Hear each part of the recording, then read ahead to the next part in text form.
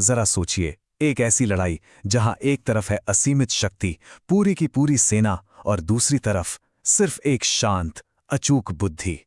आज के इस गहरे विश्लेषण में हम एक ऐसी ही कमाल की प्राचीन कथा पर बात करेंगे। ये सुनने में भले ही कोई आम लोक कथा लगे, लेकिन असल में ये एक बेहद ऊंचे स्तर के मनोवैज्ञानिक शतरंज के खेल की तरह है। तो आइए बिना देर किए इस रणनीतिक टकराव को डिकोड करते हैं।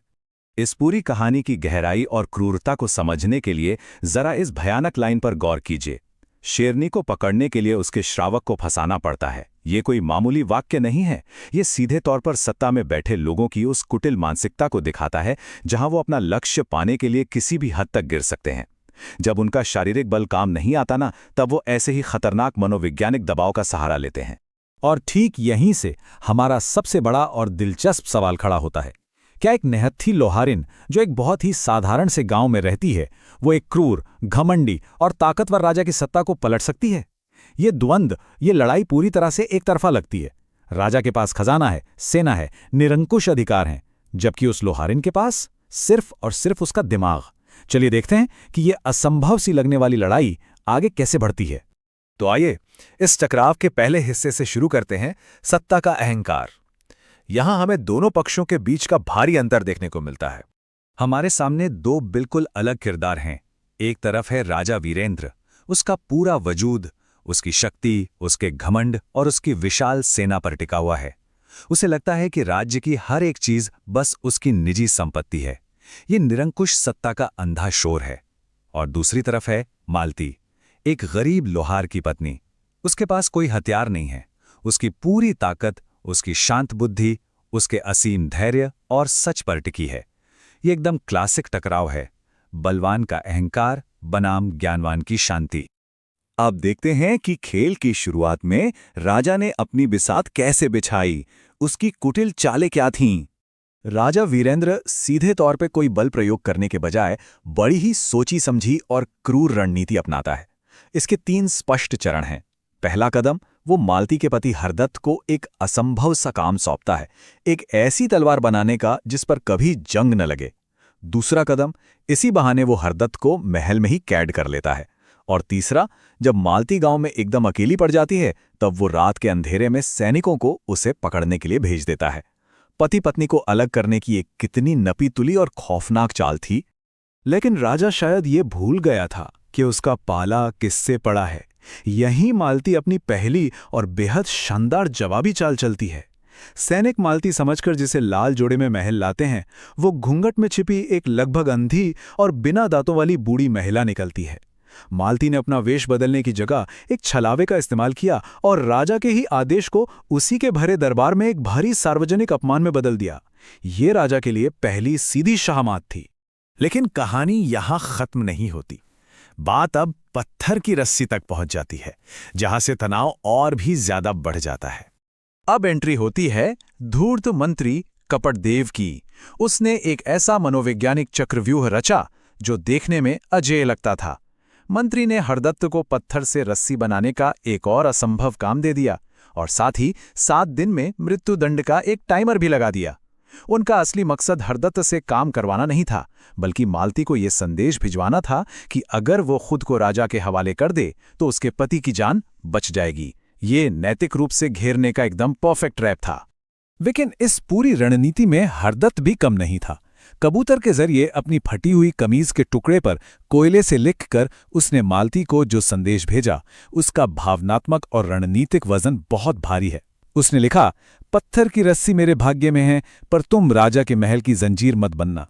हरदत्त ने मालती को अपने लिए बलिदान देने या राजा के सामने झुकने से साफ मना कर दिया, और इसी एक संदेश ने मालती को आगे लड़ने की गजब की ताकत दी। और फिर मालती ने चला अपना अगला मास्टर स्ट्रोक। उसने बड़ी ही चतुराई से राजा को एक बेहद विनम्र पत्र भेजा।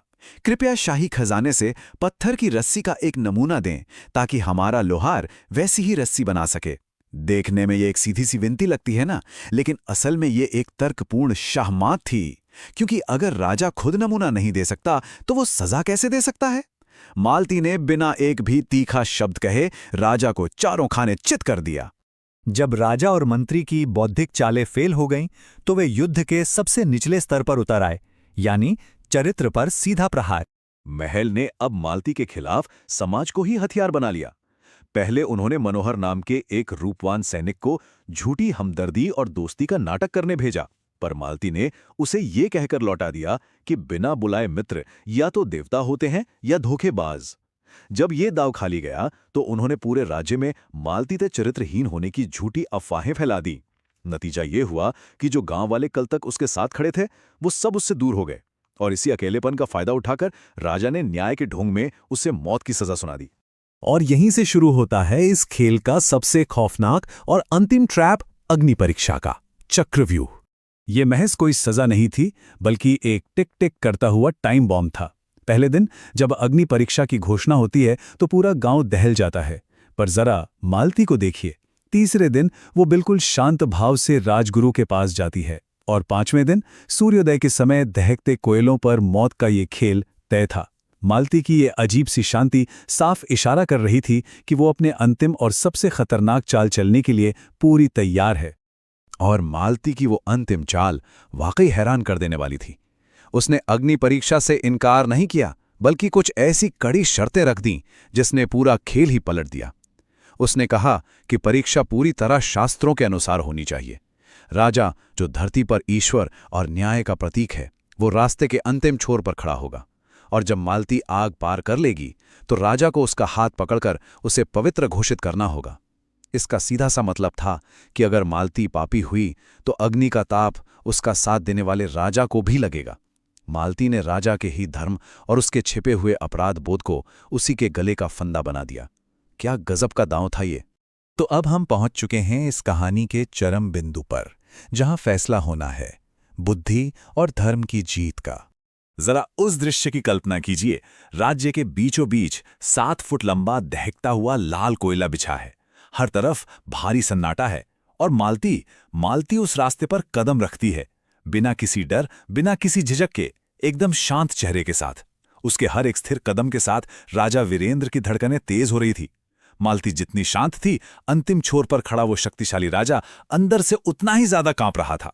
मालती आग पार करके ठीक राजा के सामने आकर खड़ी हो जाती है।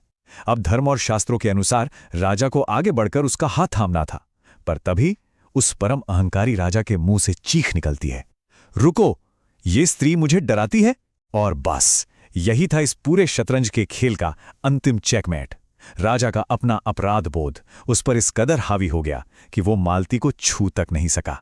बिना एक भी हथियार उठाए पूरे राज्य के सामने यह साबित हो गया कि असली पापी कौन है।